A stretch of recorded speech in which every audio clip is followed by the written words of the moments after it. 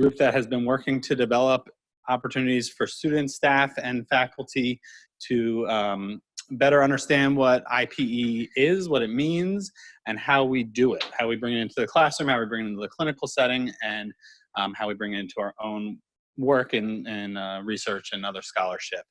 And essentially in IPE, there are 4 main competencies that have been put forth by a national organization, which our presenter today will tell you more about. And today's topic is really focused around roles and responsibilities. So we're going to be kind of learning a little more about what that looks like within the IPE framework and from a teaching perspective. And we're fortunate to have an interprofessional team here to share their thoughts and knowledge. And so we have Laura, Maura, and Adrienne. And I'm going to let them introduce themselves a little more and share with you all. So thanks for being here in person and online. And don't forget to come to the next one.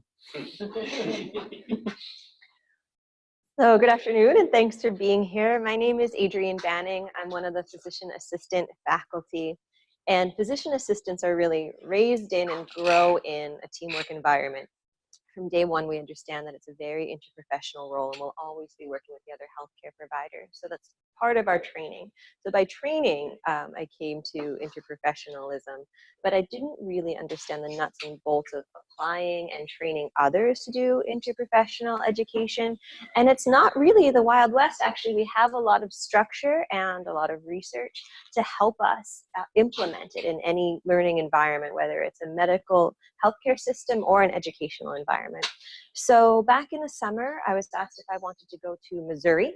Of course, I jumped at the chance, because who doesn't? But it turns out it's a really beautiful place. I'd never been there before. And I got to meet these 2 wonderful women, and we spent 3.5, 4 days at the University of Missouri, or Mizzou, if you're from there, which is now how we speak of it, obviously, learning about the specific core competencies of interprofessional education. And we learn them in kind of a meta way that I'll tell you about a little bit more. So, and then we've been on the Interprofessional Education Committee here in CNHP, where we're continuing to go forward. Hi, I'm Laura Lynch. I'm an assistant clinical professor in the Counseling and Family Therapy department, so a couple and family therapist by training. I have a lot of experience in practicing integrated care and collaborative care. Coming from a medical family therapy background, I've been a therapist embedded in multiple medical settings and also have taught in a family medicine residency program. So I've definitely been on the collaborative care side, but a little less on the interprofessional education side, right, which happens before the actual practice. So this is a really neat opportunity to partner with both of these women and go to Missouri to learn a little bit more about what this can look like as we're preparing students to actually go out and enact this collaborative care practice. And hi, I'm Maura Nitka. I am a nurse in an assistant clinical professor role here, teaching across the curriculum in the undergraduate nursing program. I also come from clinical practice. My interest in interprofessional education stems from working most of my career at an academic medical setting where interprofessional education and collaborative practice is sort of ingrained in us and is just part of our culture. And so when I came to Drexel, I continued my interest in interprofessional education and really have immersed myself in it in the sim lab particularly, but also in other areas. But one of my particular interests is simulation and interprofessional education. And I do a lot with simulation across the professions here at the CNHP and hopefully university-wide eventually.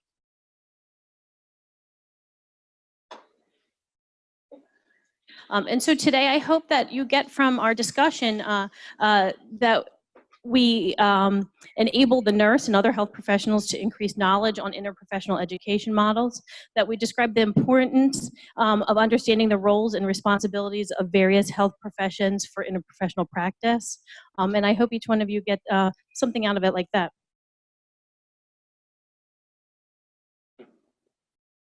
So picture it, Sicily, but not Sicily, Missouri. It's September 2018 and it's hot there. And so here are myself and Maura and Laura and one of our pharmacy colleagues from that experience. And like I said before, it was 3.5 very intense days of coming together in small groups, where we worked on a project to help us understand the competencies of interprofessionalism and how do we teach them and bring them back for a sustainable system at our own universities. And there's one Mr. Potatohead involved here. We're going to talk about him a little bit later, but as we're talking about interprofessionalism, we have to talk about assessment and understanding our plan, and when we evaluate if a plan is working, how many iterations do we go through? So what we did here is construct a Mr. Potatohead timed and try to get that time as low as possible. And after each run, we'd say what went well, why did it go well, what could we do differently, what should we do in the next trial of this iteration to make it go more smoothly. And Maura was incredibly dexterous in assembling this Mr. Potatohead, and our team won By a mile. by a mile. Like, we really crushed the other two teams. If you have need of assembling a Mr. Potatohead, let me tell you, we are your people. So what T3 is, we're going to refer to T3 or the T3 Interprofessional Conference. It's this interprofessional team development program, train the trainer, or the 3 T's, that are a series of learning opportunities, and we're learning them as we're doing them. It's originally based in a Macy Foundation grant or scholarship, and it happens in 3 places, either the University of Washington, the University of Virginia, or the University of Missouri. And we were part of the Missouri cohort for this year. And you have to apply, and you have to go in with a project to go in. There's a lot of pre-work that goes into it. We had to do a lot of training ahead of time to really hit the ground running. It was intense, and it was all day. There really was not a lot of wiggle room, and yet we made really strong connections, and it didn't feel onerous in any way. We went in being asked to develop a project for CNHP. And to let you know about the scope of this, the other 2 teams, there were, I think, 12 or 16 people total. We were one team, and the other 2 teams were one project was to facilitate an interprofessional healthcare system-wide. So literally this team was going back to their entire healthcare system to say, this is how we're going to do interprofessionalism, from education through bedside throughout the entire hospital. Massive scope, and this is the team that was going to do it. And the other from the same university, and they knew each other, they were part of their own interprofessional cohort at that university, which is Chicago, but not the University of Chicago. University of Illinois. Chicago. It's your range. They were in Chicago, and so they all knew each other, but we didn't know that at the beginning. Side story for that in a second. They were developing, the 3rd team was developing a project to create an interprofessional academy where faculty would have to apply in a very elite academy to be trained in the skills that we were learning here at T3 so that they could continue the sustainability. So the projects were massive on scope, and their teams were much farther ahead in IPE. We didn't know that everyone else knew each other on the first day, so we got off the bus that was taking us from hotel to University of Missouri, and someone said, let's get a group shot. And we were like, all right, we're strangers, but let's all stand here. Group shot. And we realized what they meant was, let's get a group shot of the Chicago people, and we're all going to stand here, and we totally photobombed them. We're like, hello. And they were like, from, the Midwest, so they were too polite to tell us, get out of our photo. But in the end, we feel like maybe we had some ownership over belonging in that photo. But on the first day, they were like, oh, nice Philly girl. And now I'm going to turn it over to Maura to tell you what interprofessional education is. But before I do that, and she doesn't know that I'm going to say this, I want you to know that really Maura has been doing this for years and is really literally sought out internationally. And very recently, several students from Korea reached out to Maura so they could implement a pediatric palliative care program throughout their entire healthcare system. Country. They sought Maura out specifically, and she just hosted this team from Korea to help them implement pediatric palliative care in Korea. So to give you a little background, we have a really heavy hitter amongst us today. Thank you. I don't think the microphone is working, Steve. No, it is. All right, we'll stand close. All right. So I thought, is someone manning the chat so that we can incorporate those online? Okay. So I thought I'd leave it to the audience. Tell me what you think interprofessional education is. Don't look at the deck, or you may. But what is it to you? Anyone willing to throw it out to me? Marianne, thanks for volunteering. So I feel that it's learning together from different perspectives for the healthcare profession that you're intending to become part of, but learning together to see how the different roles fit together from each perspective. Exactly. Anyone else have any contributing comments? Pat? Just playing in the same sandbox. Right, playing in the same sandbox. We play in the same sandbox in clinical practice, right? We see each other in the halls. We have to talk to each other to do patient care. Why aren't we learning together? Anyone online had any contributions to that? Okay. And so the formal definition really is set by the World Health Organization, and there are a couple different takes on it, but the primary definition is that interprofessional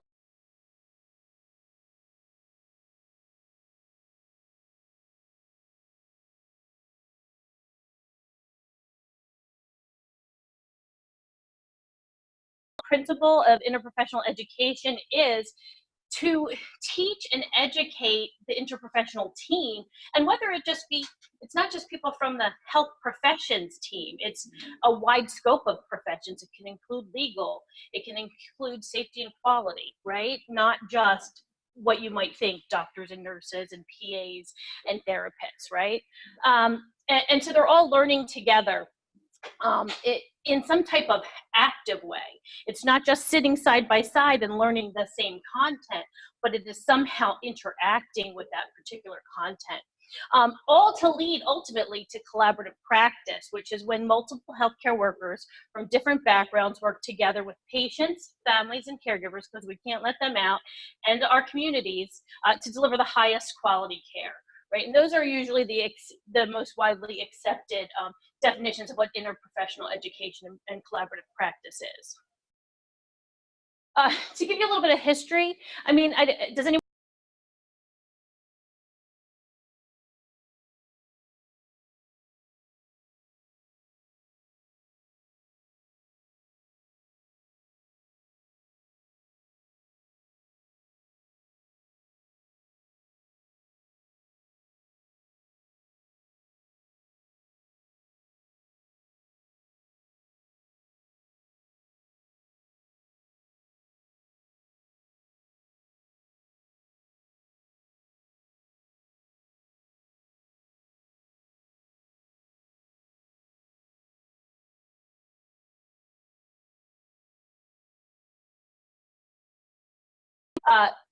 The care and learning came out of the community aspect and went into the institution, to the hospitals, the big healthcare organizations. It took a little bit of the collaboration in learning out of it. It was very structured and rigid. But when the safety movement came into play sort of towards the later end of the 20th century, people went back to how did we learn? How can we improve quality outcomes? And sort of a grassroots movement was, let's all learn together. So in around 1950s, 60s, and 70s, there was a real big emergence of a passionate force to embrace interprofessional learning. How can all the health professions and additionally other people learn together to impact the patients that they're going to ultimately serve? A lot of funding happened around the 60s and the 70s to institute different programs, because one of the major barriers to changing practice, integrating curriculum is funding, space, funding, etc. So funding came into play, and there was a brief, lush couple of years, couple of decades. But by the end of the 80s, beginning of the 90s, the funding dried up, largely because outcomes of interprofessional learning and education weren't solid. They were more perceptual, satisfaction and attitudinal. So there wasn't hard quantitative data to say that interprofessional learning caused the better outcomes for these patients. While the people who were immersed in the practice truly believed it, the data-driven bottom line people didn't have the data to support it. While length of stay and 30-day readmissions certainly has been impacted, they wanted more evidence. So a lot of the funding dried up, a lot of the programs went away, but still there was a murmur of people that said, this makes sense. Why are we educating people in silos? Why are you doing this and I'm doing this and I'm doing this? It doesn't make practical sense for learning. It doesn't make fiscal sense for the bottom line. So there has always been a bit of a murmur. Ultimately, what happened, the World Health Organization sort of made a push and said, better outcomes happen with interprofessional learning, and gave some data around it. So a few organizations internationally and nationally sort of came together and said, wow, that makes sense. And so you had regulatory bodies for the different professions coming together and saying, we are going to commit to interprofessional learning. We're going to create competencies, because we are competency-based professions, right? We have to be competent in what we do. So we're going to create competencies that we can integrate into universities, educational settings, and curricula so that we can move interprofessional education forward.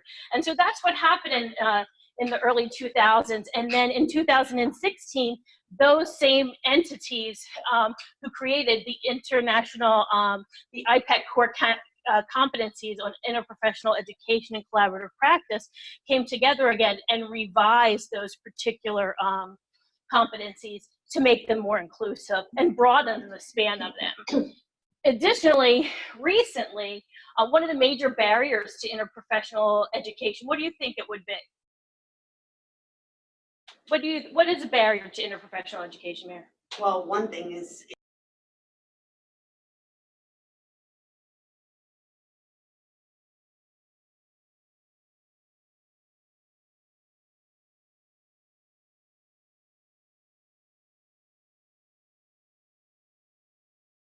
all of the students involved. Yeah, a meaningful way, right? We can't just do it to do it, right? It has to have some meaning. And a major, think about it, what discipline are you from? What profession are you from? Rehab sciences. Rehab sciences, and yourself there next to him? Music therapy. Music therapy? nursing. Nursing? Creative arts therapy. Creative arts therapy, and PA, right? Semi-retired. Semi-retired. And yourself? Rehab science. Rehab science. Now, we all come from different professions. I'm nursing. Adrian is PA. Laura is family therapy. I just think of her as my friend and my professional who I went in all of my instances of life. Isn't that the truth? Yes, yes, all the time. But we each have our own regulation bodies, right? Yeah. So in the past, it has been very hard to really do interprofessional education and get every profession on board, because they say, well, I have this particular regulation body that requires this, and I have this body that requires this. Well, almost all of the health professions that you could ever think of, regulating bodies, now have come together to create combined competencies and embrace the core competencies that they've now filtered into their own regulations, which makes it much easier to say, you know what, Laura or Adrian, I really need some PAs because this is my idea. What do you think? Who else do you think we could work with to make this experience terrific? Say a case study, right? It now meets every regulation body along with your program, along with your college, along with your university. All of the outcomes are met with these just couple core competencies that creative people in the early 2000s came together and sort of formulated. So that's where we're at now. So we can't use regulation as a barrier anymore. So we need to go forth and create exemplary programs where students learn together, so that we can really get rich data that shows patients' outcomes are truly impacted by this type of education. What's still me? Why does IPE matter? So I think it matters. I think it makes practical sense. I don't think of learning any other way. And even when I'm teaching a uniprofessional team or a uniprofessional group of people, my mind still goes to interprofessional learning and how does the interprofessional team influence this work. So essentially, interprofessional education is the gateway or the pathway to collaborative practice, where really it impacts the quadruple aim, formerly the triple aim, but we've added some satisfaction and care for the caregiver to those particular outcomes. So the triple aim says that we really need to improve the health of populations, we need to reduce the cost of healthcare, and we really need to think about the satisfaction of the people that we're serving, as well as take care of ourselves as clinicians, because a healthy clinician can contribute to the health of other people. And you know, how that happens is, again, better outcomes are as a result of interprofessional education, often directly related to communication.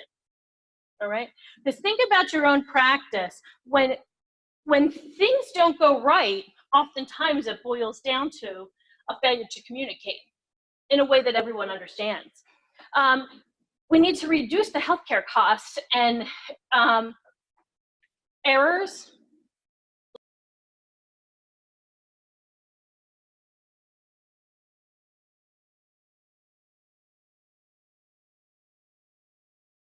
And train interprofessionally, it makes perfect sense that financial costs are reduced as a result of that collaborative education.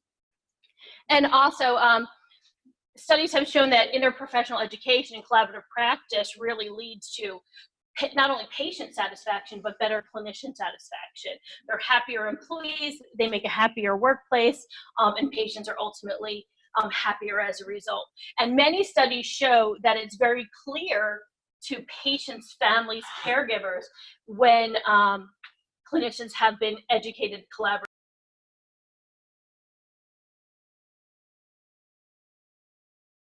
The core competencies that the IPEC Commission sort of issued very broadly are teamwork, right, directly related to improving access and better outcomes. Values and ethics. So what are the values and ethics of our shared professions? Yes, we each have our own professional identity, but we definitely have some shared values and ethics, right? We're all here to serve people and impact their health in some way. Collaboration, we could get nothing done in clinical practice if we did not collaborate. And then the roles and responsibilities of professionals. We each bring our own unique ability to clinical practice, but many times our roles and responsibilities do overlap, and then they support one another as we go into those practices. We do have, I dare say that Drexel has a lot of opportunity, and I see an exponential opportunity here at Drexel for interprofessional learning. We have so many disciplines and professions here just within our own college that why don't we practice together, learn together more often? What we do have now, and I just gave you a little glimpse, we do have a course, and there are a few other courses, but this is the Interprofessional Healthcare in Underserved Communities course that has been developed for professional education activities that we have. So, you know, in the grand scheme of interprofessional learning, you have entire curricula dedicated to interprofessional learning. You have individual courses, and you have some activities, and then maybe some events. So where we're at right now is we have some courses, activities, and events, but not an entire curricular change focused on interprofessional education. Activities like the opioid poisoning simulation, pediatric palliative care simulation, the women's health simulation, and a mindfulness activity. Other things like the traumatic brain injury recovery and the ethics discussion are case studies, right? And they're interactive case studies. The 4-step case rounds is like a time series event. It happens now, some time has elapsed, and you come back to that particular case. And the students who participate in it come back for those 4 steps in the case. Power over pain and the professional formation.org, which is something new that has been put out to really highlight interprofessional work and the core competencies set out by IPEC. And they are free, available to CNHP, and can be implemented immediately into your programs if you so chose. Some events that we've had, we do have an IHI open school that is student driven, and by nature, IHI, if you're not sure what that is, that's the Institute for Healthcare Improvement, and it's quality improvement. And by nature, all quality work is collaborative and interprofessional in nature. And the Dorsi Center hub over there off of main campus, I mean, I see, when I look at that particular site, I see interprofessional clinical placement. How an interprofessional student team can really impact the care of a community. And I also see evaluation of those teams and how they really directly impact health outcomes. I see rich work to be done there.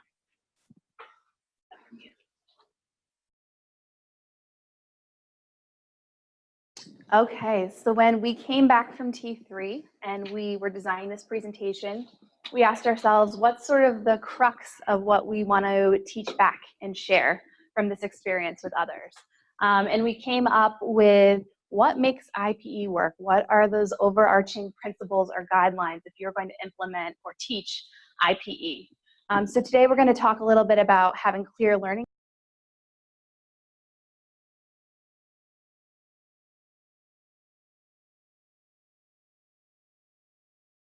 Professional cliffhanger, building in time for reflection, planning formative or summative assessment, and creating sustainability.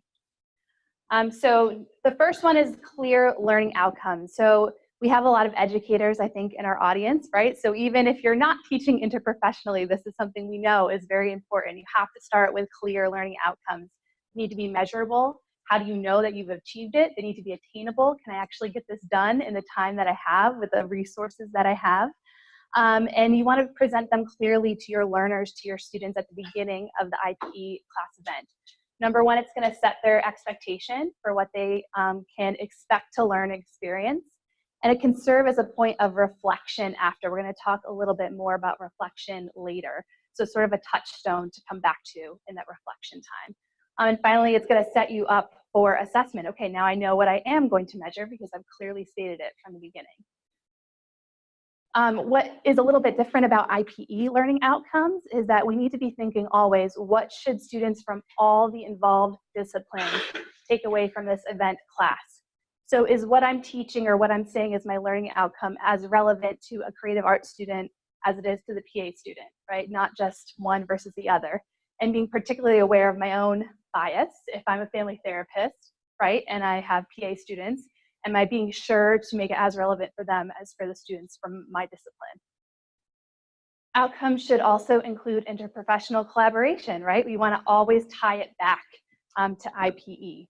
So some examples I have up here: improved ability to work in teams, improved communication with professionals from other disciplines, and enhanced understanding of the scope of practice.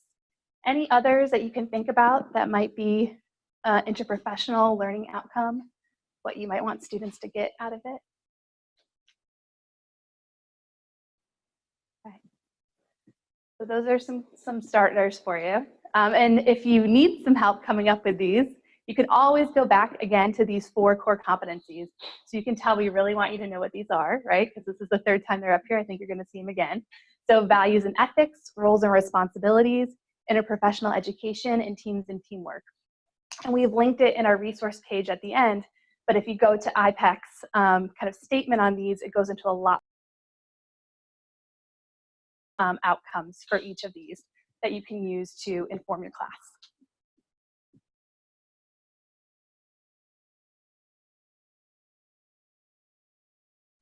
So Laura has just talked about when you're constructing relevant for everyone. So if you are thinking about either participating in or making your own interprofessional activity or course or event, the again, 4 competencies. There's not going to be a quiz on this, but values and ethics. Today we're specifically talking about roles and responsibilities, and I want to go to them for you right now. This is hyperlinked, just so that you can walk through some. We can walk through some of the specifics and what does that really mean if we know each other's roles and responsibilities. Now, I think we often are able to walk into our own biases where we think we understand. We could probably give a pretty good overview of each of the definitions of what the professions in our college do, but I doubt we could give the definition in the way that that profession would define itself. Having learned about Laura's profession and the specifics of nursing education and learning more about creative arts therapy, even over the past year, I can tell you that I have a deeper and richer understanding of how to come together, even though I've been at CNHP for 10 years and we're always sharing the elevator together. So in roles and responsibilities, it's important to communicate one's roles and responsibilities clearly to everyone. You might think that you know what nursing is going to do, but do you know it from their perspective, what they're going to do or what they would like to do as part of the team? What do PAs do? What don't they do? You really need to hear it from that profession first and understand it before you go in without using the bias and assuming that you already know going in. And everyone needs to know this. If we're growing in that, if you already including interprofessionalism, that you have grown up knowing what your role is in relationship in your professional identity to the others that you'll be working with. It's of course a lot easier than having to redefine that and find your place after you're already a professional and then having to rework it. And I kind of think about people who have been roommates for a very long time and really know each other, and maybe in college you end up living with someone that you grew up with, your best friend from college, or when you're kind of just thrown together, it's a little more awkward, a little more jagged edges than when you've kind of just grown up knowing how to relate to each other. You want to engage diverse professionals who complement one's own professional expertise. And I'm not going to read these all to you, but just highlight some of them. One of the very first things that we learned about interprofessional education is that when you go into a team, you assume that everyone wants to be there and everyone is doing their best for the team. So to assume positive intent of all team members, that we are all there for the same purpose and we are all there to help each other, and through communication we can get there. But to walk in with the attitude of assuming positive intent, I think is something that we don't necessarily always do, especially on the floor in the moment of stress when you're looking to find what's going wrong. But while we're learning about each other, if you look down to RR7, forge interdependent relationships with other professions within and outside of the health system to improve care and advance learning. Everything that we're doing here is centered on the patient and on the student, depending on which sense of interprofessionalism we're coming into. So just so that you know, there's more to it than simply just saying, okay, well, we're all here, we're just all going to be nice to each other and it's all just going to magically work out. We do have a way to implement these things without making it up. How do we know what everyone does? You've been on a team like this. That's not what I do. You ask someone for something, well, that's not my job. You've heard those words before. You may have said those words before. But someone else is like, I'm going to do all of it. I don't know why you're here. That's my job. I do all the things.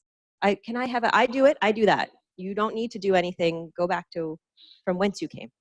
And then other people are like, no, that's your job. We all maybe feel like this at one point or another, but getting these things out in the open at the beginning before we start working together and defining who thinks, what is their role, and who thinks what, we can go forward. We need to understand each other's discipline, scope of practice, and ethics. Are you asking someone to do something that's beyond what they're capable of, what they should be doing, and what pushes their ethical boundaries? We need to know where those boundaries are. We have to challenge our own misunderstandings and biases of professions through learning with each other, and do all of this ahead of time, and then learn as we go.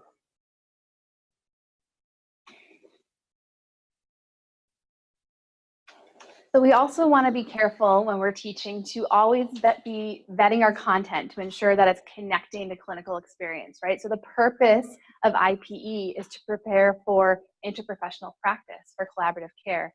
And Maura mentioned with the triple and quadruple aims to also impact ultimately patient care. So it's very important that when we're tying back our learning outcomes to the 4 competencies, that we're also connecting them forward to what practice is going to look like potentially for these students, or the skills we want them to have in that practice. So some examples of ways that this can be done is through just clinical examples that you're providing in your work, clinical examples that actually include all disciplines that you're teaching that feel relevant to all the disciplines. So you don't want to leave, again, anybody out who's in your class or your experience. You can do it through role plays. So having them role play a clinical encounter in some way, shape, or form, and watching how they interact in terms of roles and responsibilities, who takes on what friction happens, what conflict, how do they navigate it. Through simulation, Maura mentioned SimLab. So there's some really excellent interprofessional SimLab experiences that are already happening at CNHP. You can also have students reflect on their own past clinical experiences. So what was a time where you experienced an interprofessional challenge, a time where you were working across disciplines where you feel like it didn't go well? Why was that? What was a successful experience you've had with interprofessional collaboration? What made it successful? So there's just a few different ways. Is there any other ways that anyone's used in the classroom or has seen used to bring IPE kind of to life clinically? We've covered it. It's exhaustive. Sorry. More. All right. Uh-oh. I shut it off. Here we are. And so just to further iterate, linking it to clinical, the content that you provide interprofessionally to clinical experience, and what makes it valuable. In linking your educational strategy to clinical content or concepts really lends to authenticity in learning. And so our students are savvy. They don't want their time wasted on activities that are not going to further their career, just like Laura said, and are not going to impact their clinical practice. So to be an authentic learner, we need to be authentic, or to provide authentic learning for our learners, we need to provide authentic opportunities that are meaningful and clinically relevant, and something that they're going to experience ultimately in their career of choice. Makes learning more meaningful when you can tie something to what a learner is going to be doing in their future practice. It really makes it more meaningful to them. And when meaningful learning occurs, it makes happier clinicians and service users or patients, communities, populations. And really, meaningful learning and authentic learning leads to sustainability. If we believe in what we're learning and we can apply it, well, then we are going to pass that learning forward and train future generations to do the same thing.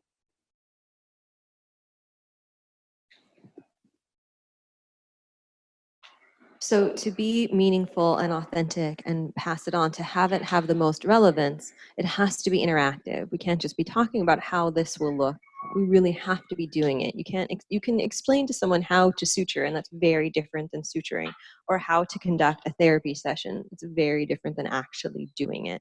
So at T3, in our own experience, everything was active learning.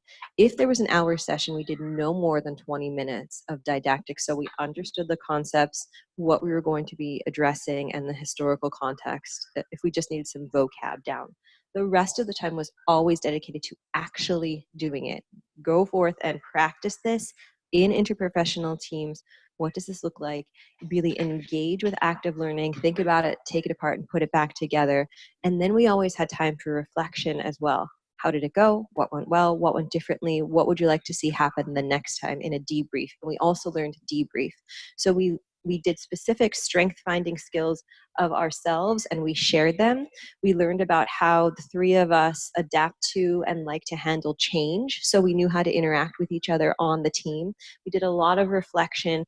And even though we didn't know each other going there, we felt comfortable to speak freely very quickly because we had, one, assumed best intentions and gone through these active learning environments where we were learning the both direct and hidden curriculum as we went through in this meta way. So we were doing it, saw how applicable it was, and then we were actually learning how to teach it as well. Well, this is how I learned. Now, a lot of us learn by sitting in a classroom, doing what the teacher told you to, and then taking a test on it. And I think sometimes that carries over into our teaching too, but to see how effective this was, it really makes it hard to come back and say, although I know how important active learning and reflection is, I'm just going to talk at you for the next 60 hours. Difficult. So I told you about our Mr. Potatohead process before. These are both hyperlinked, and for the sake of time, I will skip going to them just so that you can see what they are. But we use Mr. Potatohead in an active learning situation for process improvement. Not all processes are going to take 15 seconds or less, and we can't go through 10 iterations as quickly as possible. But the process for saying, we just went through something in a team way. What went well? What slowed us down? Did we achieve our goals? Is there anything that we can refine? Let's try it again. Are we going to accept this? Are we going to revise it? Are we going to start from the beginning? We were practicing doing that in a way that we could in a classroom. We also practiced expanded teaching methodologies. One example is madness to methods. So it was kind of like if you've ever played the game Apples to Oranges. We got a set of, here are some active learning strategies. You had like a card set of 5 of them. And then you said, okay, your goal is to teach interprofessionalism at bedside care, something like that. Which one of your cards best matches the goal of the activity? And we'd go around the table and say, oh, I think that we should use simulation to do this. Or someone else would pick out of their 5 cards, I think we should use think, pair, and share. And then we'd vote on it. So we all had handfuls of active learning strategies. We decided what active learning strategy would be best for this situation. And you can get those cards and use them for yourself to say which one is best for the situation to help the students meet the instructional or learning objectives that we've set forth. Also, there's a website called Liberating Structures. And when you go to Liberating Structures, you want to look for the Liberating Structures menu. And that is another assortment of active learning, not just for students, but in any situation. How can you apply an active skill to what's happening? So to give you some resources, if you think, I would like to include more active learning, especially in interprofessional situations, but I can't even think of anything that is active learning right now beyond think, pair, share.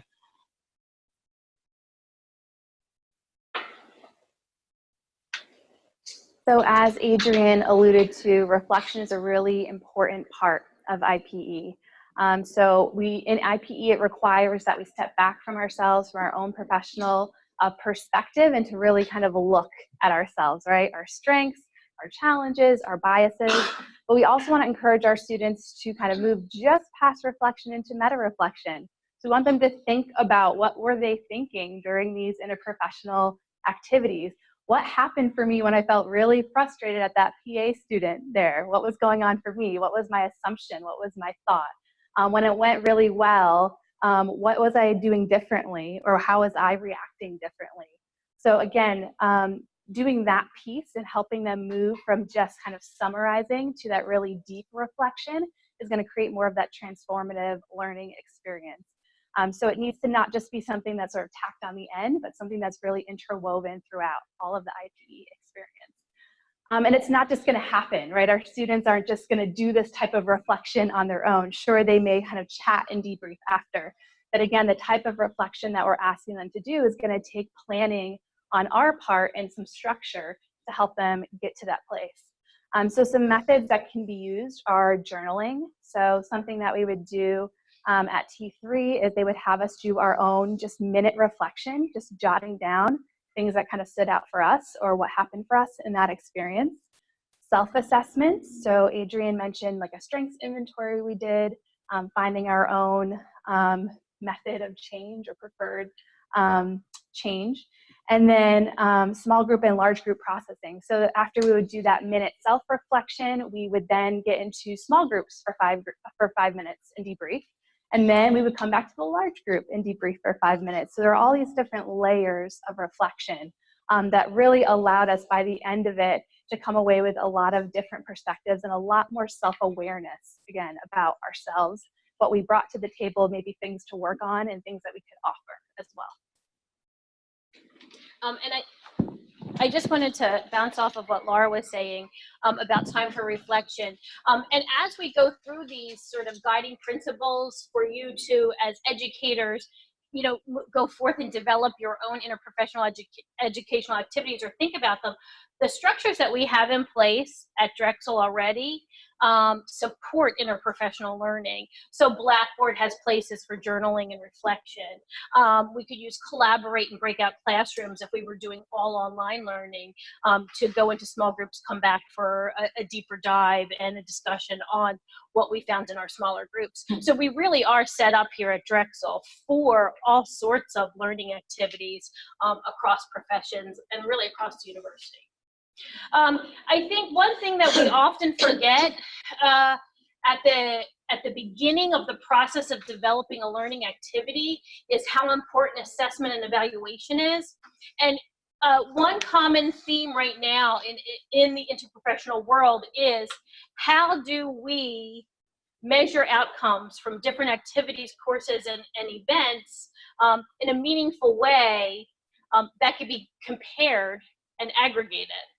And so one way to do that would be to adopt a model for your program. So if you were going to design an activity or really go as far as to sort of say, we're going to really commit to interprofessional work and we're going to revamp our curriculum a little bit. We're going to adopt a model that we base all of our activities through so that we can see how learning happens in our first year. How does it happen in our last year? And then ultimately down the line, how do our learners impact patients and systems and organizations? And one model that really that definitely does address all of those issues is the Institute of Medicine's learning continuum model. There are many models. This is just one that I've looked at quite a few and I happen to like this one. T3 does support this one as well. But again, there's many out there. It supports the beginning learner. It incorporates our communities and our learners into the educational programming. It allows at different points along the learning continuum for evaluation, both assessment, both formative and summative to occur. So it's one thing to think about because the challenge right now is, yes, people love interprofessional education, interprofessional learning. It strengthens their practice, they say. They say they love it. They learn about other professions. They've never thought about things that way, and it really will influence their future practice, but it's all attitudinal and perceptual at this particular juncture.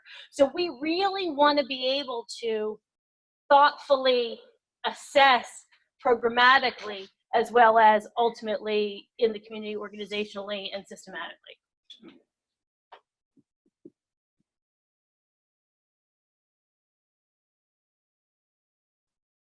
Like the Olympics. So we talked about this a little bit. I think, Maura, you talked about some barriers in the beginning, but just sort of to review what gets in the way of keeping IPE going, creating a project that's actually sustainable over time. So again, it can be that time. So different disciplines have classes on different days. They have sort of space to do these types of IPE activities on different days. So finding times that actually overlap across disciplines is certainly a challenge, even within just our college. And then if you want to make it sustainable, eventually you might want to try to build it into the curriculum, right? And that takes time. We all know all the many variables that goes into creating a curriculum, and even sort of moving one cog can throw everything off, and it can take a lot of planning and a lot of time. Can be done, it just takes more time. And again, time in terms of buyout from professors, right? From those educators who are going to actually implement this. It can take a lot of time. I think, Maura, you can attest in terms of just the planning that goes into coordinating multiple disciplines and to create an experience that is actually really fulfilling and beneficial for everyone who's involved. Also mentioned space. So when you're talking about multiple disciplines involved, these are usually bigger events, right? It's actually having the room to do so, room that is sort of adjustable based on what you're doing, simulation space, if that's the goal. And then also we can sometimes encounter resistance. As humans, we don't always love and embrace change all the time. So it can be uncomfortable to do something new. It can also feel sometimes like someone's threatening our professional identity a little bit, kind of coming on our turf and trying to figure out, you know, what is my scope, what is yours, where do we overlap, how can we help each other? And then also differing expectations of what IPE can or should look like. So sometimes there can be, you know, a little bit of friction in the beginning of trying to implement this.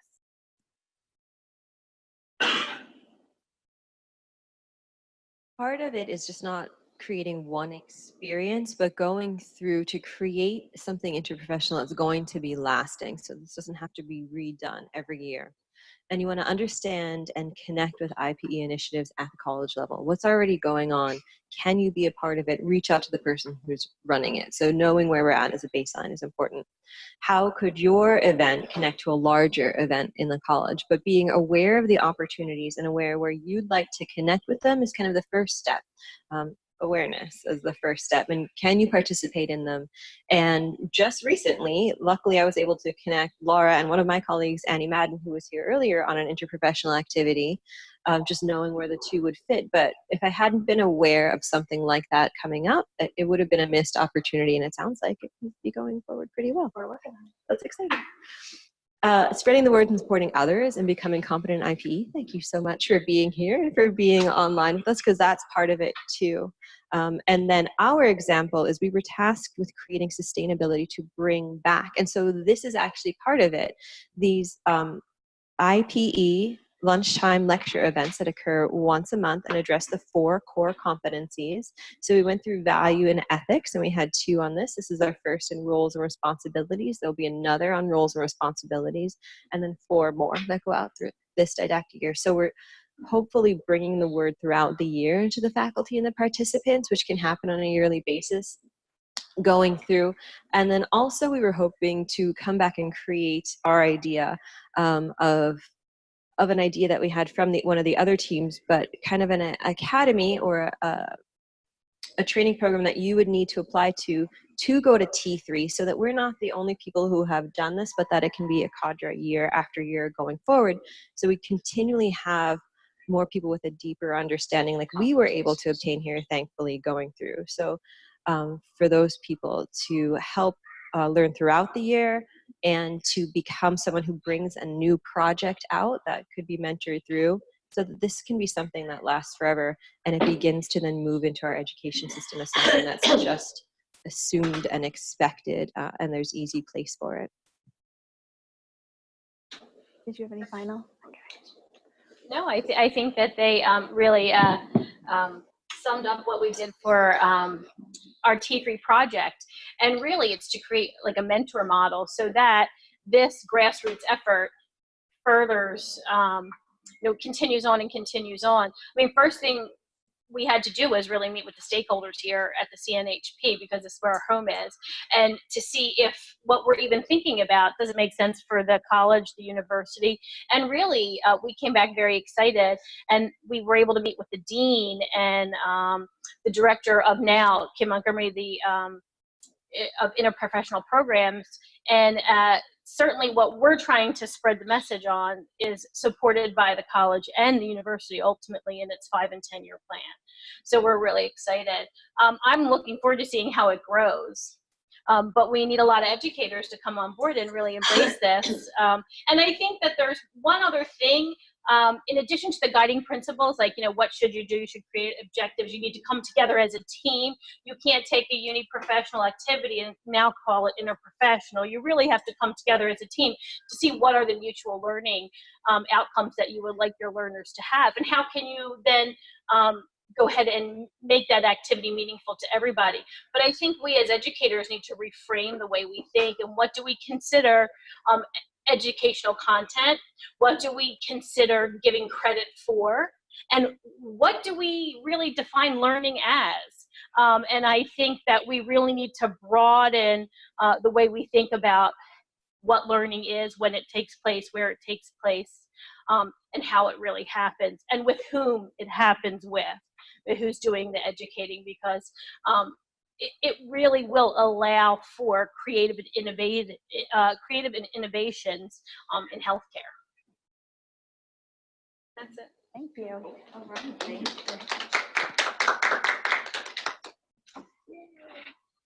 Questions? 3 minutes. 3 minutes for questions? Yeah, we left a lot of time. We didn't think we were gonna get this long. We went long, we were talkers today. Thank you for being here. Any questions online? No questions on. All right.